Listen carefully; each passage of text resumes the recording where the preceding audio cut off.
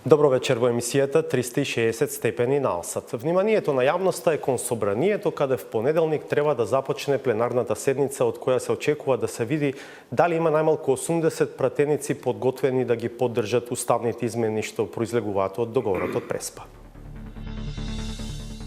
Дали барем Ферид Мухич го вративте назад во јатото кој што ќе ги поддржи уставните промени? Прашањето е преголемо и мислам дека би било честно, ако не верувате, да се тргнете. Тоа е порака за Мухич? Мислам дека можете да ја толкувате како сакате, ама прашањето не е споредно. Премиерот го слушаме, вели, за мене важи презумцијата на невиност до моментот на правосилна пресуда. Се додека Османи не е правосилно осуден, тој е невин. Но зошто, например, тој принцип не го применивме на Никола Груевски? Никола Груевски замина од политички причини од премиерската позиција. Тој не замина затоа што беше правосилно осуден. Нормално е во систем што функционира на база на сите се еднакви пред законот, да бидат под истраги луѓе што се актуелни и функционери, не само поранешни функционери. Тоа е нашата иднина. Да, до кога зборуваме и во рамките на тие принципи, еден од принципите е и презумцијата на невиност. Овде немаме ни обвинение. Бидете на Алсат, интервјуто со шефот на дипломатијата Никола Димитров почнува по кратка пауза.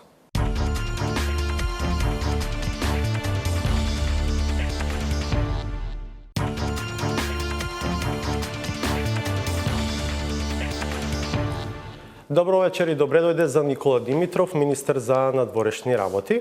Добро вечер, благодарам на времето. И ајде да не околишеме многу, главниот интерес на јавноста е има ли доволен број пратеници во собранието што ќе поддржат уставни измени кои што произлегуваат од договорот од Преспа? Што ви е впечаток, што ви е информација? Мислам дека директно ви е прашањето, ама не знам дали можам да си дозволам или да се обидам да бидам директен и во одговорот. Мислам дека пред се базира на впечатоци, има неколку прашалници.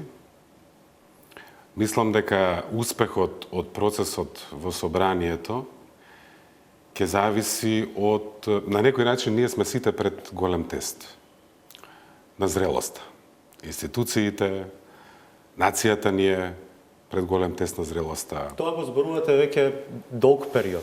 Го зборувам и уште мислам дека е така и ќе видиме дали ќе има пратеници од опозицијата кои што ќе погледнат директно во очи храбро на оваа историска раскрстица. Ја разбирам деликатноста на прашањето, но истото прашање може и поинаку да се постави. Сега не верувам дека ќе ви голеснам одговорот, а тоа е зар владата влезе во овој процес несигурна дали го има потребното мнозинство во парламентот? Ние имаме, и тоа сум го зборувал, нема да ве изненади, мислам дека нема поголема патриотска должност од решение на проблем што е пречка за еднината на Македонија. Една година траеше тој процес, најдовме решение. Спогодбата 2 пати се ратификуваше во собранието. Одлучивме да ги прашаме граѓаните што мислат, да бараме совет од граѓаните. Мислам дека, за жал, тука сите заедно, ние, нација во политичка смисла, и македонци, и албанци, сите заедно, пропуштивме една шанса со ова најлегитимно демократско средство да го затвориме, да го решиме и да го затвориме тоа поглавје, заради тоа што опозицијата не се охрабри да излезе на мегдан. Гледате пропусти на страната на владата? Па веројатно може човек, ако бидејќи после битка секогаш можеме да направиме подобри анализи отколку додека се одвива процесот. Може би имаше работи што можевме подобро да ги направиме. Погрешен беше наративот со кој што се стимулираше впечаток дека е можно да се стигне и до цензусот, иако беше јасно дека тоа е апсолутно тешко без директно учество на опозицијата или пропусти наоѓате во другиот дел, во начинот на кој што беше водена кампањата? Има тука аргументи и за првиот дел, и за, и против, и за вториот дел. Да си ја завршам мислата, ако ми дозволите. Ние имаме едно огромно мнозинство гласови за, мнозинство со кое се владее во Македонија. И на парламентарни, и на локални избори. Во дадени околности имаме 2/3 се освојуваат. Ние имаме повеќе гласови за, иако се земе предвид излезноста од локалните избори 2017 година, па дури и парламентарните избори од декември 2016 година. Ние имаме парадокс за успешен референдум во смисла на излезност, нас и позитивна одлука на народот, нас ни фалат гласови против. Ни фалат гласови против затоа што опозицијата не се охрабри, ако нивната визија била поинаква, ако мислел дека Македонија не треба да оди напред, тогаш тоа да го направат, да ги повикаат своите симпатизери, своите членови и на тој начин Македонија ќе го затвореше многу легитимно ова прашање. Ќе имавме и излезност, и позитивна одлука, а вака имаме една отворена рана. Но од почеток и вие самиот зборувавте за оние што се против, дека имаат два пати можност да го, условно кажа, номинираат процесот. Едно е со гласање против, а второ е со негласање или со бојкот. Па, не можете да кажете нешто ако молчите. Не можете да победите ако не влезете во надпревар. И затоа овие тези сега, дека молчењето може секако да се толкува. Ние можеме само да ги броиме и Државната изборна комисија, броеше ливчиња за, ливчиња против и неважечки ливчиња. И практично советот на народот, од тие што излегле, е во огромно мнозинство Македонија треба да оди напред. И сега ние имаме, бидејќи народот не одлучи во формална смисла, затоа што немаме излезност, одлуката се враќа назад кон институциите во собранието. И тука пак се пратениците на тест. Ајде да видиме што е од едната страна, или не знам како ви е планот, каде да одиме понатаму, ама што е од едната страна, што е од другава страна, пред каква одлука се пратениците, секој од нив индивидуално. И пратениците на мнозинството, кои формира влада, и пратениците во парламентарното малцинство во опозицијата. Ние од една страна имаме решение на проблем што 27 години не влече назад, заради кој изгубивме една генерација чекајќи на НАТО членство и почеток на преговори со Европската Унија. Имаме ситуација кога грчката опозиција напаѓа сопствената влада зошто дозволивте самоопределување и самоидентификација, македонски јазик, македонски идентитет, македонски народ, во услови кога долгогодишниот лидер на нашата опозиција од 2009 до 2017 токму тоа го вели.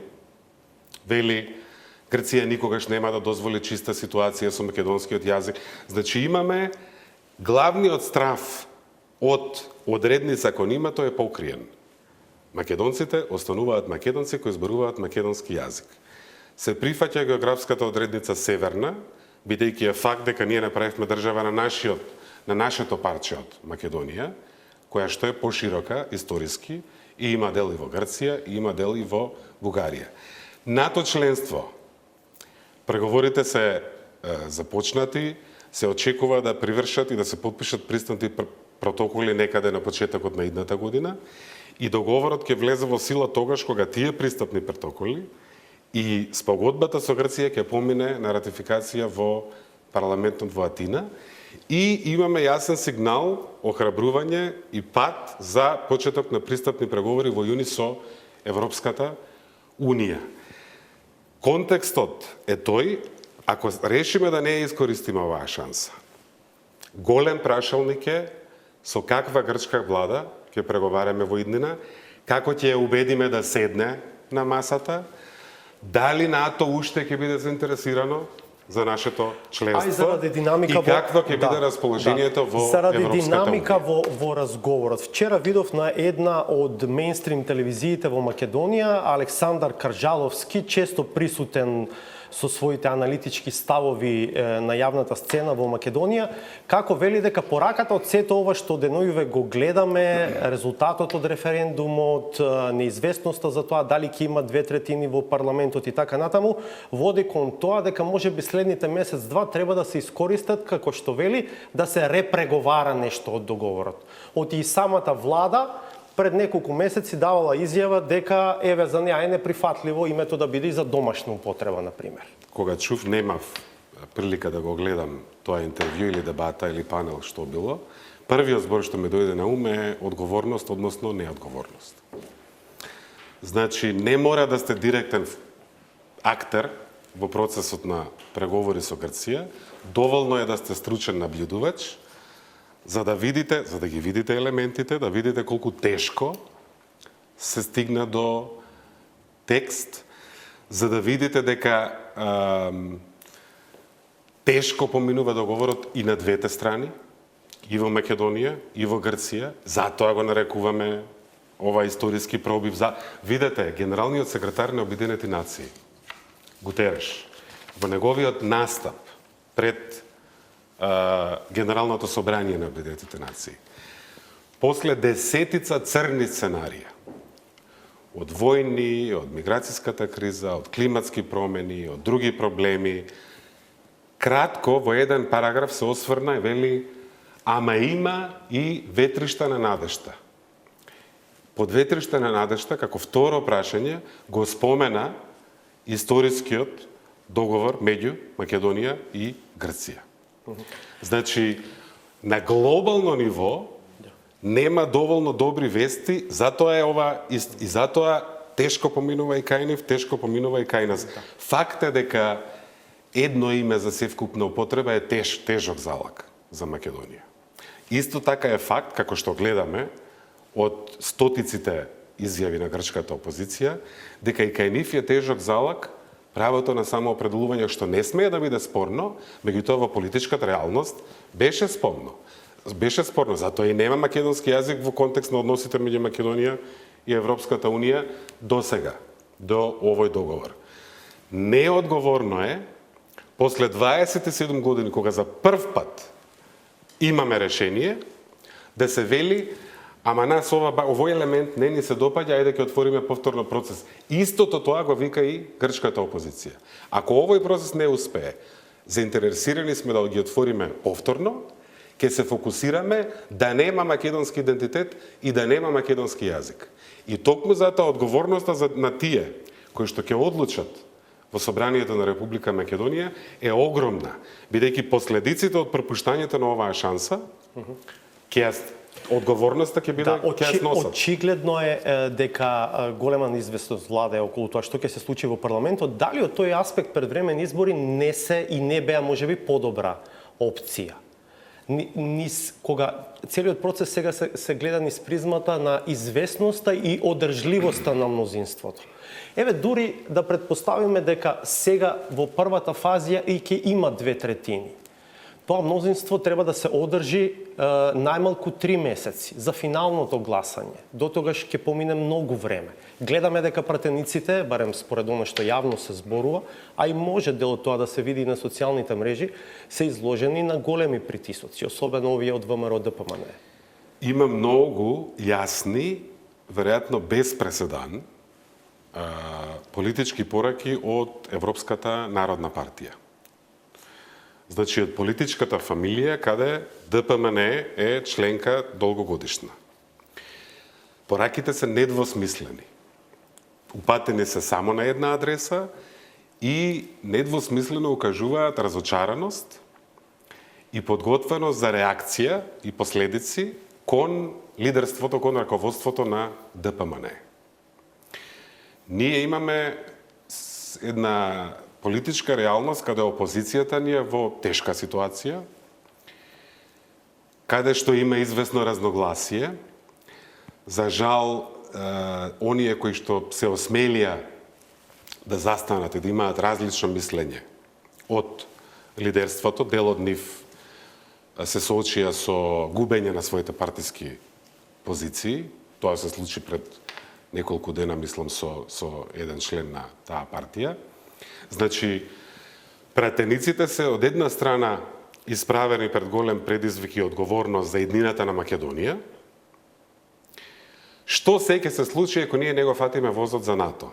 Што се ќе се случи ако ние во едни идни преговори немаме чиста ситуација со идентитетските елементи? Тоа е огромна одговорност. Меѓутоа имаат одговорност и кон сопствената партија.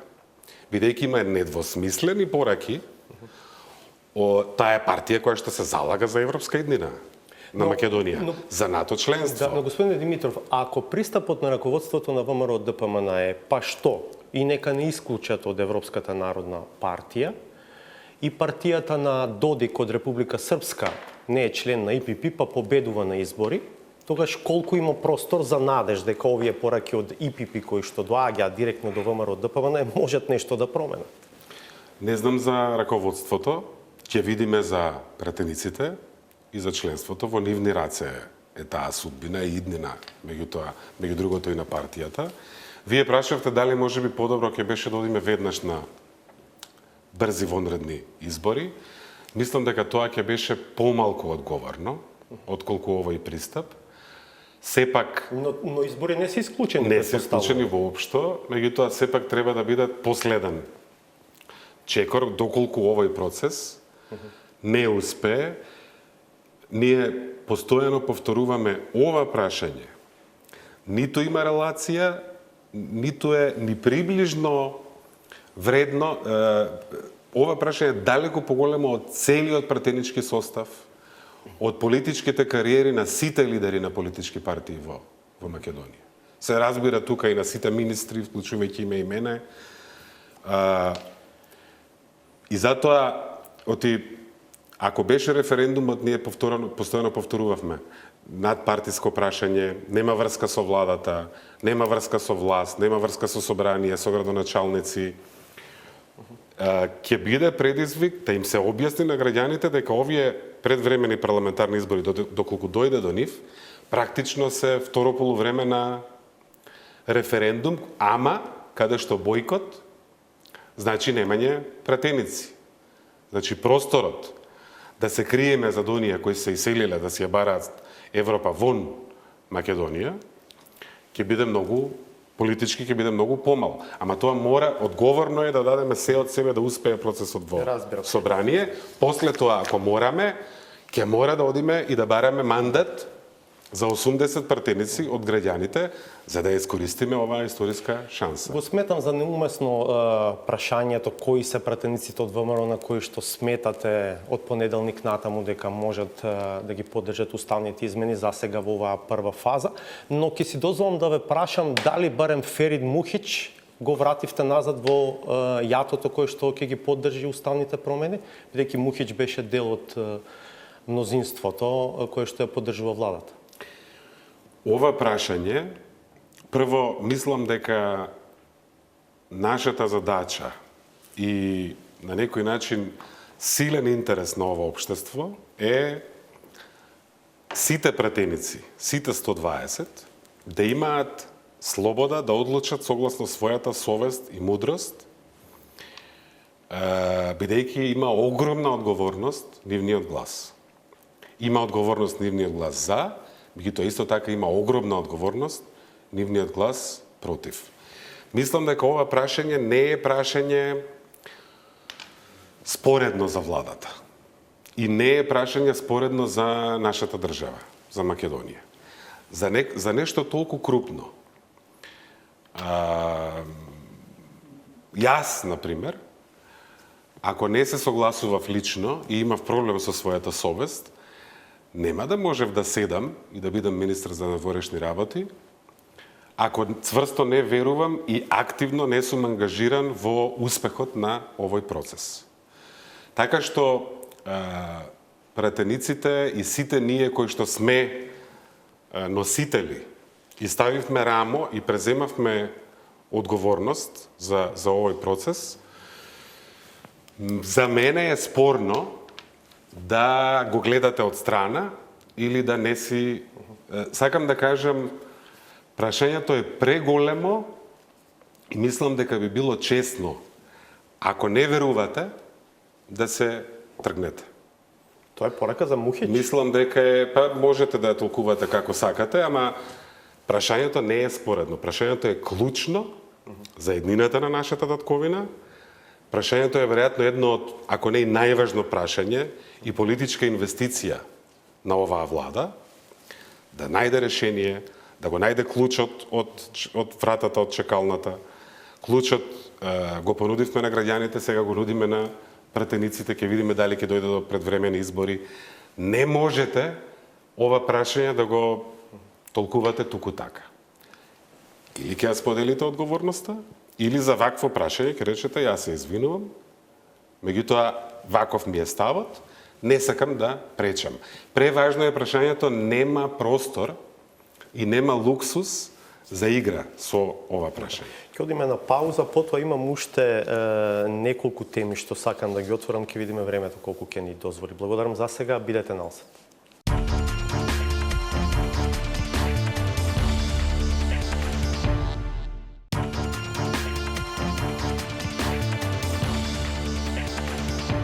Додека го очекуваме првото гласање во Македонското собрание, кое што треба да ја отвори постапката за промена на Уставот со нашиот гостин вечерва, министерот за надворешни работи Никола Димитров, сакам да отворам и некои други теми поврзани со тоа прашање.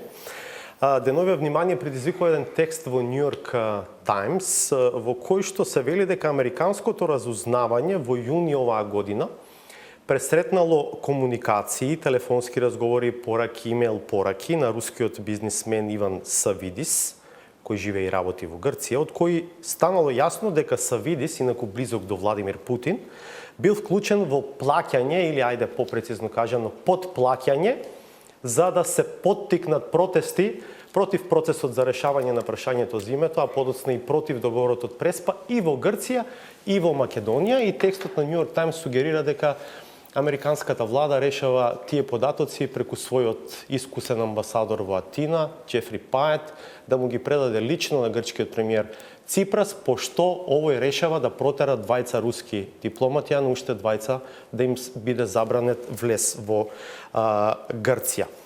Моето прашање би било, беше информирана нашата влада за ова? Ние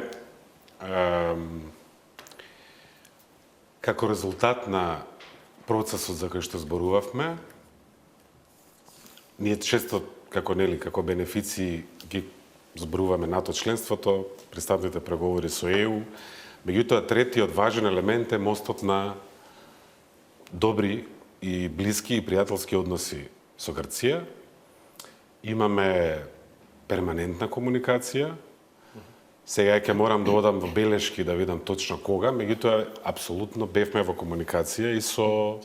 Да се подсетиме дека и новинарската и во контекст на овие чекори. Да, истражувачка мрежа OCCRP објави информациите од текстот, кој што инаку беше на насловната страна на печатеното издание на New York Times вчера, не се нови. Меѓутоа, она што е ново, на некој начин се засилува кредибилноста на овие информации, бидејќи се укажува како дошло за до целата мислам работа. дека и за пошироката јавност е тоа ново. Дека станува збор за пресретнати комуникации од американското разузнавање. Кои што биле споделени од страна на американците, кои што биле споделени со нивните колеги од Грција. Првиот заклучок, што нема да биде изненадување, е дека ние и нашата решителност да застанеме на нозе, да влеземе во НАТО, да си ја зацврстиме стабилноста и границите и да инвестираме во Европска Македонија во смисла на тоа како ни функционира демократијата и правдата дома, не е само наша работа, не е само работа на билатералните односи меѓу Македонија и Грција, туку дека ние сме станале на некој начин еден, меѓу другото, полигон на различни интереси. Дали? Тоа е очигледно. Да. И мислам дека тоа не е тајна и за тоа треба отворено да се разговара. Протерувањето на руските дипломати се случува во јули, според текстот на New York Times. Пресретнатите комуникации датираат од јуни оваа година. Да подсетам, при крајот на март македонската влада реши да протера еден руски дипломат. Тоа беше дел од една поширока меѓународна акција за одговор на еден настан што се случи во Велика Британија. Но во тој момент вие меѓу другото ќе кажете, освен тоа што ова е знак на солидарност со нашите западни пријатели, втората причина е домашна. Протераниот дипломат ги прекршил дипломатските правила на однесување, фатен е во обид да добие доверливи информации за безбедноста на Македонија. Ова го сработеа нашите служби или можеби слично како во грчкиот случај беа споделени информации од западните служби? Не знам колку е мудро да давам информации јавно за вака деликатни прашања, по кои што разни служби, кога зборуваме за служби или различни држави, различни интереси, ќе добијат индиции. Така што не сум сигурен колку е мудро баш тука директно да разбирам. Да одговорам. Во овој контекст сакам да споменам уште една вест која што силно одекнува, навидом нема врска со политичките работи, бидејќи е од делокругот на православието и на црквата, а тоа е дека Цариградската патриаршија реши да отвори процес со кој што ќе додели автокефалност на Украинската православна црква, која што долго време има проблем со Руската православна црква, како што Македонската има со Српската православна црква. Сега за пошироката јавност, ако кажеме дека Константинопол е под доминантно грчко влијание, а дека во украинскиот случај станува збор за исто така руски елементи, руски аспект, Русија жестоко реагираше на оваа одлука на Цариградската патриаршија. Дали сведочиме практично на геостратешки поместувања со многу поголеми импликации, во кои што Македонија е важен, но не и единствен важен сегмент? Мислам дека би се согласил со вашиот, на некој начин, реторички заклучок, бидејќи во форма на прашање. Факт е дека ова прашање е многу долго отворено во однос на автокефалноста на Украинската православна црква. И факт е дека вака крупни поместувања се случуваат многу ретко. Допрва треба да се изанализираат, да го видиме контекстот, мотивите, импликациите. Меѓутоа, само уште еден елемент дека нашите напори сега се, иако ја често и кога зборувам за регионот велам доволно проблеми си имаме на Балканот, не ни треба да бидеме платформа на други игри. Оставете не, сакаме да си ги решиме проблемите. Ние сме регион обкружен со НАТО членки, обкружен со ЕУ членки. Така што, ама од друга страна неодговорно би било ова се да се игнорира. Да. Значи има интереси, има активности, каде што ние сме еден елемент, ама е многу пошироко од нас. Нашето е да се фокусираме на нашите интереси и да не го игнорираме контекстот. Дали во истиот пакет треба да го гледаме и прашањето за вашата оставка или поточно кажано лажна оставка? Имате увид докаде е истрагата поврзан со појавувањето на тој документ кој што требаше да личи како на ваша писмена оставка? Многу ми е тоа. Имам увид, отворена е истрагата. Ќе видиме колку брзо таа ќе се одвива и како ќе заврши. Што е тоа споменување на собранието? Сега не на собранието како институција, туку на, еве да кажам, поединци кои што се вработени во таа институција како некакви можни први извори на тој документ. Според едно сценарио од луѓе вработени во собранието излегла, мислам дека тоа полошо од лажна вест. Бил пренесен тој фалсификуван документ кон еден медиум. според едно сценарио, ќе видиме сега истрагата точно што ќе покаже, како ќе покаже. Мислам, не можам да видам политичка логика, што точно каква била намерата, што би се постигнало. Мислам дека е крајно неодговорно. Вака крупни работи. Прво е кривично дело, сериозно кривично дело. Второ, неодговорно е кон државата. За било кој министер, случувајќи и министер што има толку чести контакти со други држави, бидејќи тоа ми е портфолиото и тоа ми е работата на дворешни работи. Не знам ова каков мерак е со оставките. Мислам дека од една страна ми кажува дека добро си ја работам работата, штом станувам таков таргет и таква цел на јас тоа го нареков специјална војна, можеби таа е груба синтагма, ама на вакви удари по цеваници. Често, дури во собранието некој ми спомна, еднаш со еден ваш колега Сордановски имав интервју одамна, кога беше актуелен предлогот Линденска Македонија, и тоа постојано се спинува, се прави. Јас и тогаш кажав, мојата политичка кариера, споредена со ова прашање, е толку небитна, во моментот кога ќе оценам дека моето тргање од приказнава и од должноста ќе помогне на процесот, со две раце потпишувам. Тоа беше и тогаш исказот. Меѓутоа сега, после целово ова искуство, после овој успех, Бугарија прво, па Грција второ, па целосен пресврт на имиджот на Македонија во меѓународните односи во очите на ЕУ, во очите на НАТО, во очите на регионот, после 609.000 и неколку стотици граѓани кои што во една комплексна ситуација, за тешко прашање, со големи дезинформации, за окружија за, ние имаме должност се од себе да дадеме, Македонија да го направи овој чекор, да ја застанеме на нозе и да го направи овој чекор напред.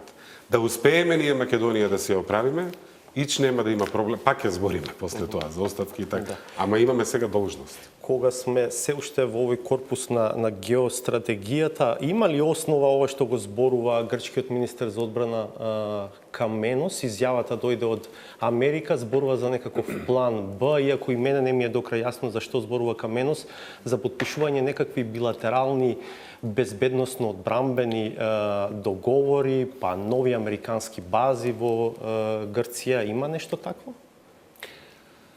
Многу е барам културен збор, несоодветно кога нашата опозиција и луѓето што се против овој историски чекор на историско помирување, надминување на проблем и обезбедување услови Македонија и Грција утре да бидат блиски сојузници и да делат блиски интереси, Оти Каменос не е тајна дека е против договорот. И ние сега имаме една многу чудна симбиоза меѓу силите во Грција што не сакаат зближување и договор и силите во Македонија што не сакаат. Меѓутоа, они договорот го критикуваат од различни перспективи. За силите во Атина што се против прелошија за Грција, за силите во Македонија што се против прелоше за Македонија.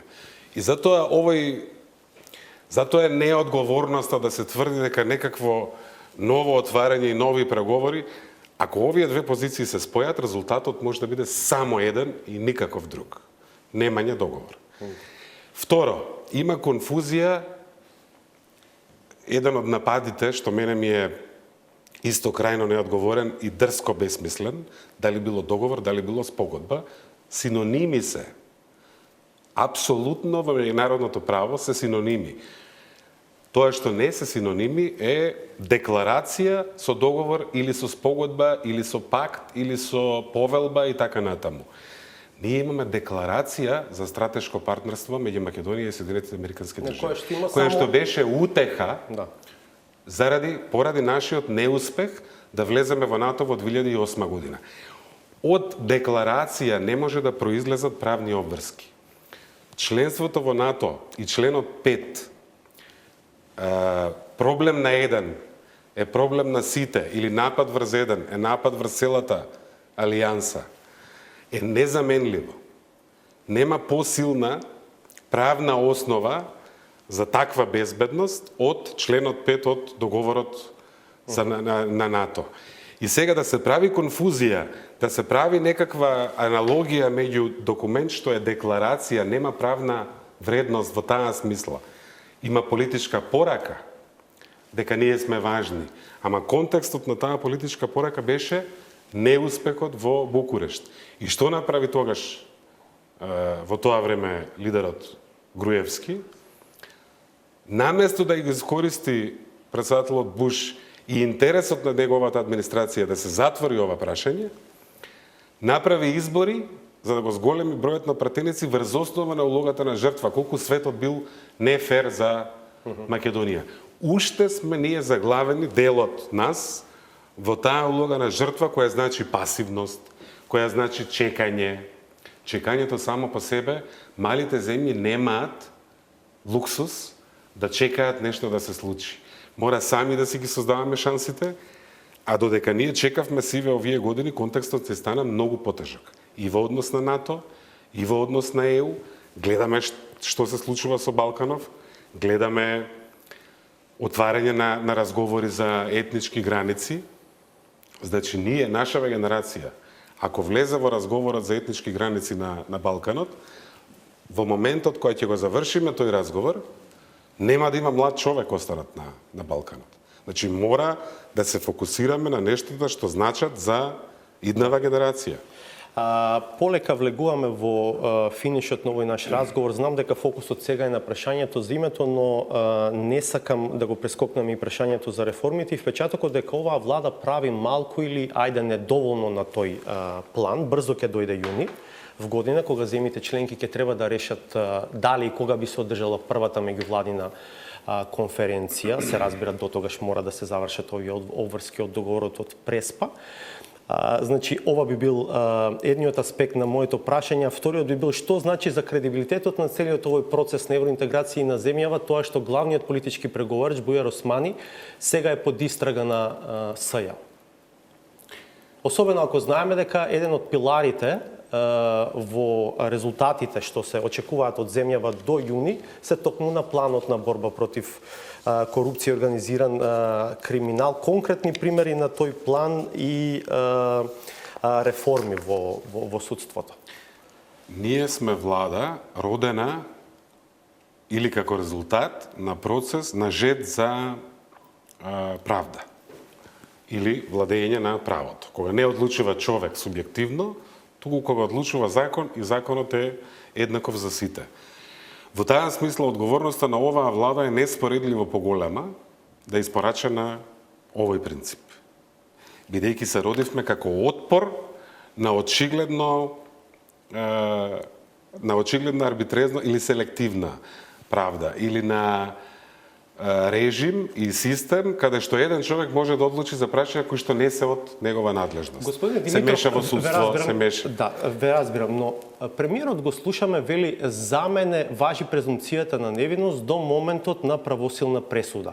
Се додека Османи не е правосилно осуден, тој е невин.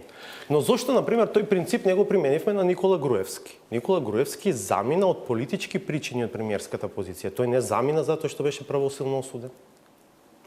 Ме разбирате, нели, зашто ве прашувам? Ќе дојдам за првиот дел.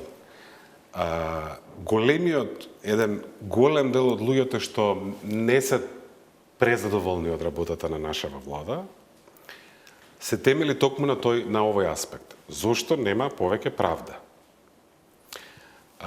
И тука, од страна гледано, мислам дека тоа е еден оправдан приод. Бидејќи затоа се случи целата промена со изборите во декември 2016 година, првите месеци од 17 и така натаму.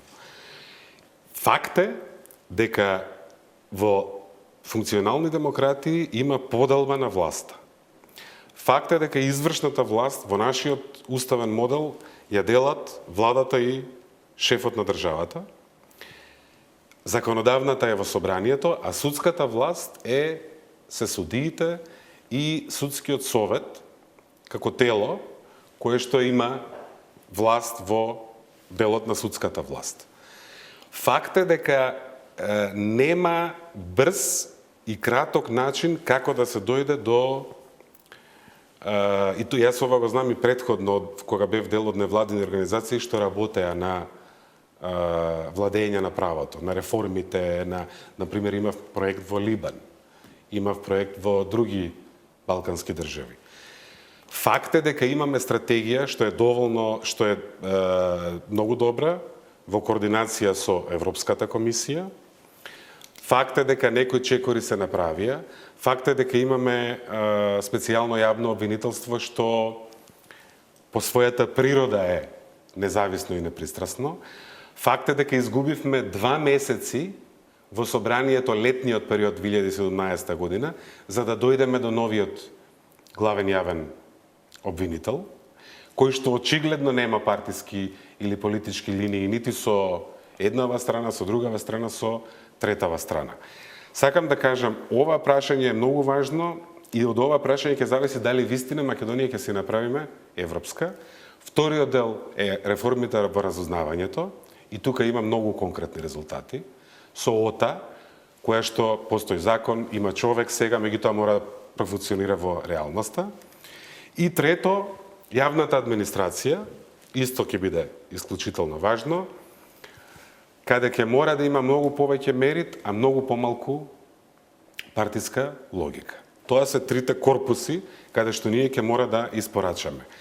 Ова што се случи со Бујар, со колегата Османи, ние сме влада што смета дека сите се еднакви пред законот. Тој имаше изјава и кажа дека со нетрпение ги очекува резултатите од истрагата, верува дека ќе ја докажат неговата невиност и така натаму. Јас мислам дека добро е кога и за актуелни политичари се отвараат истраги, затоа што ние, дали ова беше замисливо, дали имаше многу добро е што имаше она што имаше околу еден градоначалник, не знам како се случија и зошто се случија. Сакам да кажам, нормално е во систем што функционира на база на сите се еднакви пред законот, да бидат под истраги луѓе што се актуелни функционери, не само поранешни функционери. Тоа е нашата иднина. Да, кога зборуваме и во рамките на тие принципи, еден од принципите е и презумцијата на невиност. Овде немаме ни обвинение. Значи, ние сме во фаза на истрага, ќе видиме што ќе покаже таа. Во една демократска политичка култура постои нешто што се вика политичка одговорност. И тоа е недиректно поврзано со презумцијата на невиност. Така што моето прашање е во таа насока, но добро, знам дека е деликатно и дека веројатно и не е многу лесно да се одговори на ово прашање. Околу тоа ќе завршуваме или има малку? Да, завршуваме, да. Мислам дека главната придобивка на нашето растење како граѓани, како граѓанство и општество, еве, видете што се случи со обидот за изградба на зградурина во аеродром, населба каде што еве јас живеам. Народот виде дека кога ќе дигне глас, има влијание. Да, но таму се чини дека транспарентноста, ќе видиме. Да. Ќе биде тешко да се заобиколи гласот на народот во тој дел.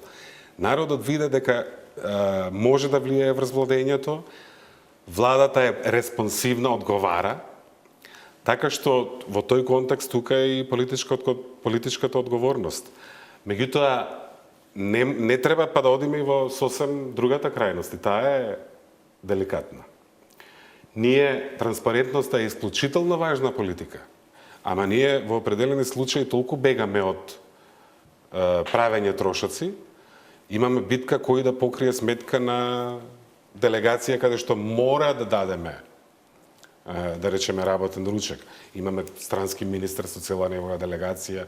Сакам да кажам... Добро, има и спротивни примери, нема време сега. Балансот меѓу правдата, законот и овие принципи и политичкиот сенс ќе си дојде самиот природно. И ние сме сега во една таква фаза во растењето на нашето општество. Добро, нашето време беше толку за вечерва. Благодарам што бевте дел од Благодарам на 360 поканата. степени. Се разбира, останува фокусот на собранието да видиме што ќе се случува таму во следните неколку дена и дали ќе продолжи овој процес или ќе бидете принудени сепак да одите на нови избори. Благодарам уште еднаш. Да ја одгледаме и саботажата.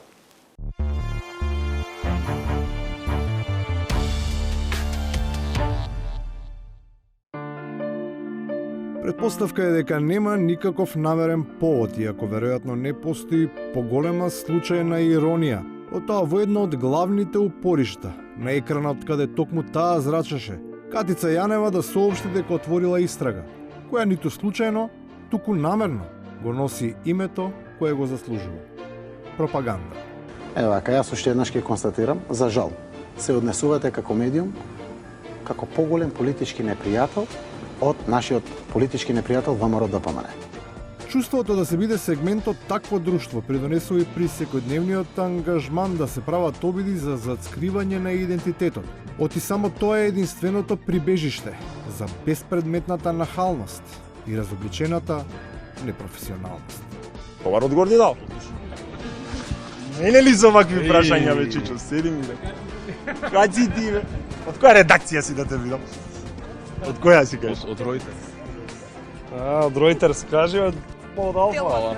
Алфа, конзервативно ослабо. Проблемот таков карактер имаат и политичарите кои водат агресивна кампања на социјалните мрежи, расфрлувајќи се со толку силни емоции чија невистинитост се урива при едноставна проверка на нивната веродостојност. Пораката од баба му, која Антонио Милошовски му ја упати на еврокомесарот Хан, е само потврда дека не е доволно. Таа само да се носи на рамена. По таткото немат ни баба ни дедо. Соселаните на покојната баба на Милошовски ни рекоа дека можеби мислел на баба му, по мајка, која што живеела во Кичево, поради тоа што моравме одново да се вратиме во градот, каде што го најдовме дуќанот на вујкото на пратеникот. Ама го дуот на онаа владост, па ќе сајкав да игра, да их моти, да? Абе, кекно. Таква е и битката за вистината. Неа ја разобличува левичарот кој прерасна во икона на десничарите. Токму тој го откри планот што лидерот на опозицијата упорно го премолчува, никогаш не кажувајќи кој ќе биде идниот чекор со јужниот сосед, доколку неговата партија се врати на власт. Како тогаш би можело Мицковски да донесе подобар договор? Не верувам дека ќе донесат, тие само блефираат веројатно дека. Врвниот пак политички блефер кому токму зад грб му дишат органите на прогонот, сосема лежерно и комотно, открива нов заговор инспириран од странски служби, но изразува задоволство што гевгелиската Карла Дел Понте во новите истраги ја вклучила и неговата маленкост. Гледате кои земји се вмешани? Русија, Кина и Турција. Може замислите. И сега тука, јас сум почестен и Стевче Јакимовски во ова глобална битка се наоѓа и Стевче Заедно со Ердоган, Путин. Заедно со Ердоган, Путин, Груевски, Си Џинпинг, да, натаму искрено да видам, јас сум почестен што сум во оваа група. И на крајот, за тоа како изгледа некој што на вистина се чувствува почестен. Веќе од вчера добивме автобуси од ЈСП Скопје, со што во возниот парк на општина Битола имаме зголемен капацитет. Ако впечатокот не е лажен, а изгледа дека не е, тогаш од она што го гледаат очите е повеќе од јасно дека капацитетот на вистина ќе биде проширен, ама не на возниот парк, туку на битолскиот отпад. Толку за вечерва, благодарам што бевте со нас. На Алсат следуваат вести, а ние повторно ќе се видиме в понеделникот 22. Пријатно.